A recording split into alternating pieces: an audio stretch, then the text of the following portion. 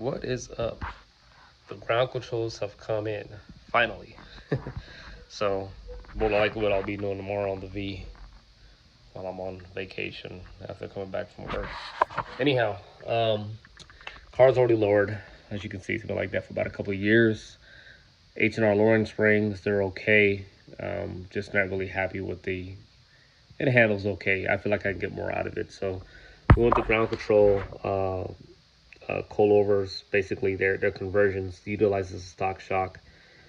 So in the rear, the way it's set up, I'm a 550 spring, so a stiffer spring in the rear, softer spring in the front. It's a 500 in the front, and so it's right there. Get a little bit more front end grip, a little bit more neutral feel, but everything is pretty much set up to where you can convert everything. The bottom cushion everything rides on, you take that out, you replace it with the ground control stuff. Same thing here on the front. You would take a couple things off the stock shock on the front.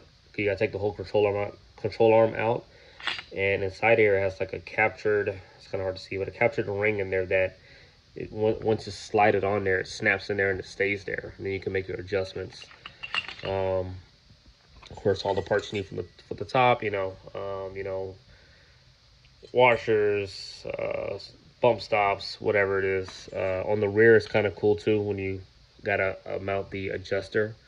On the top, it has like a drain hole where the spring would sit, the OEM spring. So this mounts to there, and it kind of just sits up there. And of course, the spring right on the bottom portion of this and here, and you make your adjustment. So they do include parts to get rid of the self-leveling, or not get rid of it, but to defeat the self-leveling, which I don't think I have to worry about because I have what is called a Mighty Mouse mod, and that basically, it's a mod that fools the shock into thinking that it's at the correct ride height that it's supposed to be at, because the self-leveling shocks on the rear, that's exactly what they do. If even if you lower it, it's gonna bring it back up automatically. That's just the way they're designed. So there's ways to get around it. So I have the parts for it. I don't think I'll need it. I think I'll be fine. So we'll see. I'm really looking forward to it. Again, the biggest reason for going this route is that I want more adjustability.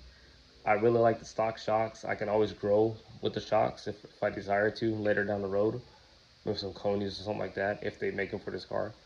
But also, I would like to, if I really want to get a little more serious, I can actually corner weight balance it. So anyway, stay tuned. We'll see. I'll let y'all later.